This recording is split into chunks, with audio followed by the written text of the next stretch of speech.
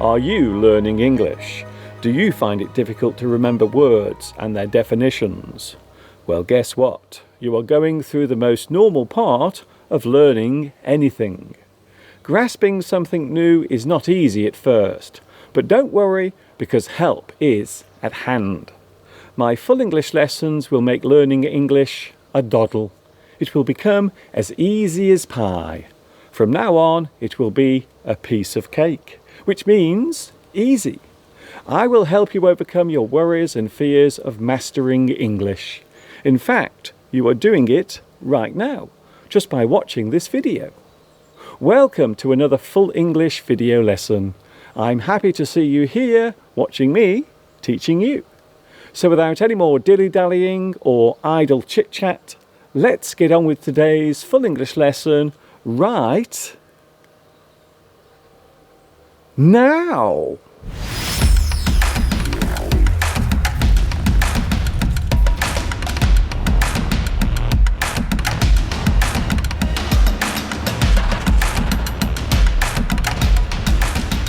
There are many interesting uses of the English language. There are many different types of expressions that have their own unique place within the language. One such type of phrase is the euphemism. A euphemism is a word or phrase that is used as a replacement for one that might cause offence or annoyance. A blunt or extreme word or phrase is substituted with one that is not so harsh. For example, you might hear your neighbours having a terrible fight in the early hours of the morning. The next day you tell a friend that you heard your next door neighbours having a bit of a ding-dong during the night. The word ding-dong is being used as a euphemism for violence. There was a bit of a ding-dong taking place at the Joneses early this morning. A euphemism can take the form of an amusing or witty word, which softens the impact of what is being said. Sexual interactions are often given euphemistic nouns and adjectives so as to make what is being discussed more acceptable. You might suspect that a relationship is taking place between two co-workers. Jenny and Phil were both working late again last night.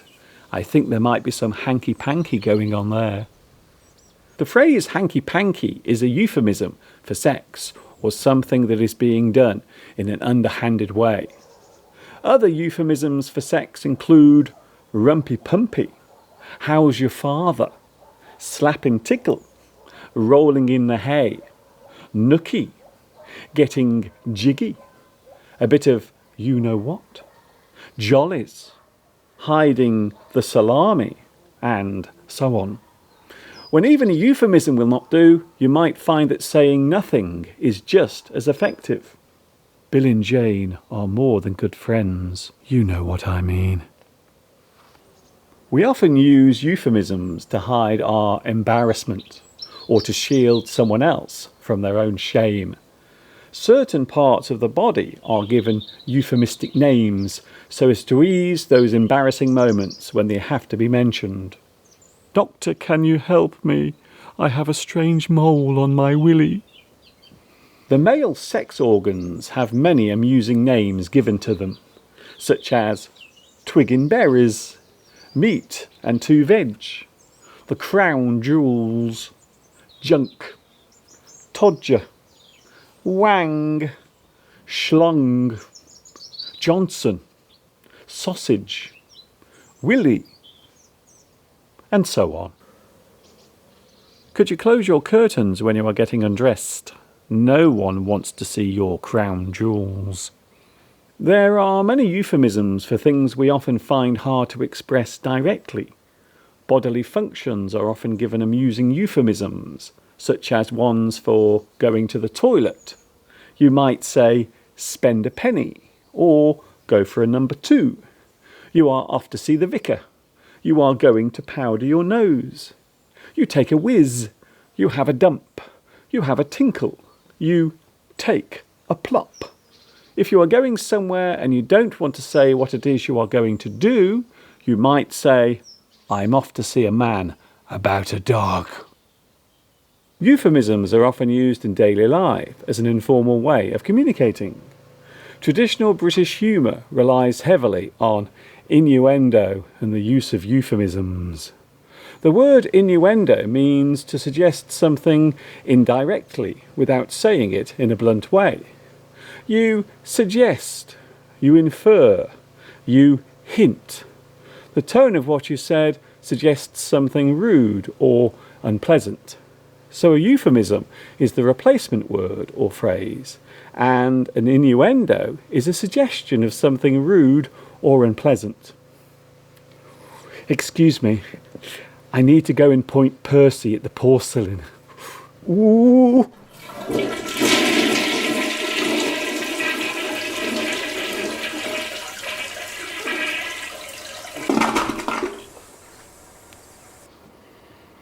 Do you ever hear someone make a statement that seems hard to believe? Has anyone ever said something to you that you found hard to accept as true? This might happen when someone is trying to impress you with something they have done, a thing they saw or something that happened to them that seems unlikely. There are many ways of expressing the reaction of disbelief. You doubt what the person is telling you is true. You question the facts, or you find what was said questionable and hard to believe. You are uncertain as to what was said is in fact true. We sometimes like to exaggerate or embellish an event or achievement. You might find what was said hard to swallow. He claims to have been to university, but I find that hard to swallow. In this sentence, we are expressing doubt about the claim. There is a good chance that the claim is false. If you find something hard to swallow, then you are expressing doubt. You feel as if the statement is false and untrue. You find it hard to swallow. Another great expression refers to taking something with a pinch of salt. Again, the thing being said is hard to believe. His claims that he lived in Hollywood for a few years should be taken with a pinch of salt. The thing said seems unlikely. It seems as if the person is telling a lie. We might accuse someone of being full of crap or full of shit. You never went to university. You are full of crap. The thing being said might be described as bullshit. An untrue statement or false claim can be described as bullshit. Or, if you want to be polite, we can say that someone is full of it. He never went to university. He is full of it. An official statement or declaration that seems untrue can be described as inaccurate or misleading. To accuse someone of lying can be described as calling someone out. The person lying has been revealed to be a fraud. A false claim can be described as fraudulent. The company was punished for the fraudulent claims about their product. In everyday life, we might make the occasional claim that is slightly exaggerated. To make something seem better or worse than it was is a normal part of social interaction. However, these claims can sometimes get you into deep trouble. To be revealed as a liar or cheat is damaging.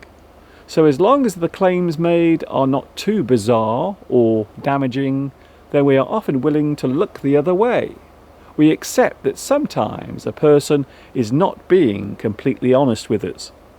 An outlandish claim or wild story that seems unlikely will often be taken with a pinch of salt.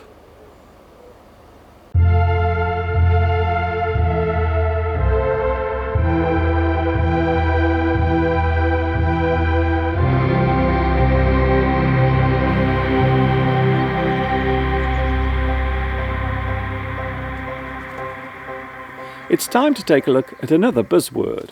A buzzword is a word or phrase that is popular during a certain time or is generally used.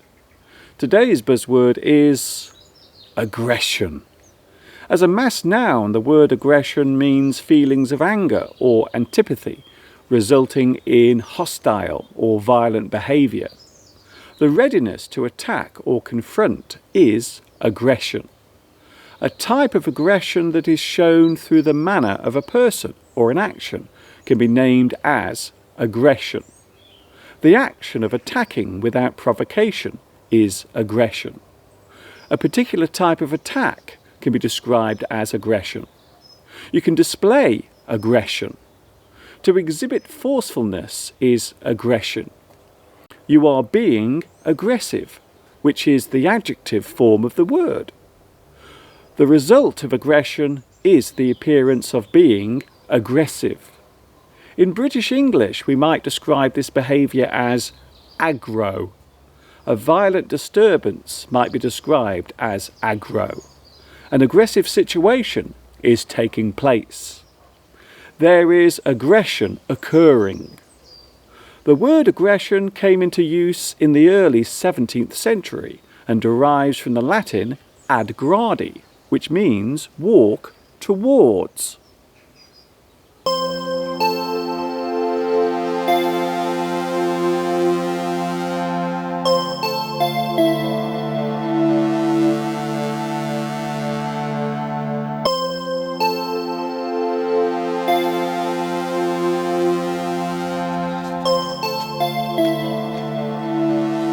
What is it to express yourself? How do we define those little signals that we give off? Do we really have control of what we give away about ourselves? When we say express yourself, we mean that you show the way you feel, your interest in or reaction to something. You can express yourself in two ways, by doing or by saying. Doing normally means a physical action using your body. Maybe the expression on your face will change, but you say nothing. You pull a face. Or you might show your reaction by doing something physical. You might become agitated and wave your arms with frustration or anger. You might react passively and walk away. We call these reactions body language. You might express yourself by saying something directly. This is not subtle. This is direct communication. You are expressing yourself using words and the tone of your voice. You might even use bad language and swear. I have never heard him swear before. He must have been furious. You might just say what you feel without cursing or swearing. Perhaps you will shout and yell. Or the opposite might occur, and your voice may become very soft and hard to understand. So direct action using movement and speech are the two most obvious ways of expressing yourself. You may not realize it, but we actually use body language all the time. Even when we are sitting still and saying nothing, we are sending out messages to other people. For example, if you are sitting near a person you like, then your body language will show it. And of course, if you are near someone you don't like, then your body language will also express it. I can see by the way you are sitting that you don't want to know me. When we are looking for a partner, then body language is very important. You want the other person to know you are attracted to them. There are many ways to get the attention of a possible mate, but out of all the possible methods, body language is still the best. We call this particular action flirting. Both men and women are capable of this. You could say that it is a part of nature, just like the wild animals in the jungle. So the next time you are sitting on a train or enjoying a party or just walking through town, remember, you are always giving off signals to other people. Your body language is always sending out those subliminal signals that have the ability to give away what is really going on in your mind.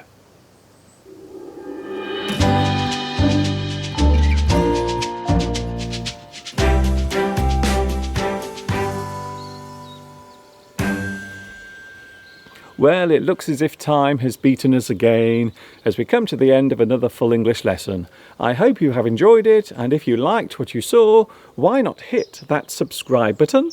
And whilst you are at it, you can also activate those notification alerts so you will never miss another one of my lessons, be they live or recorded.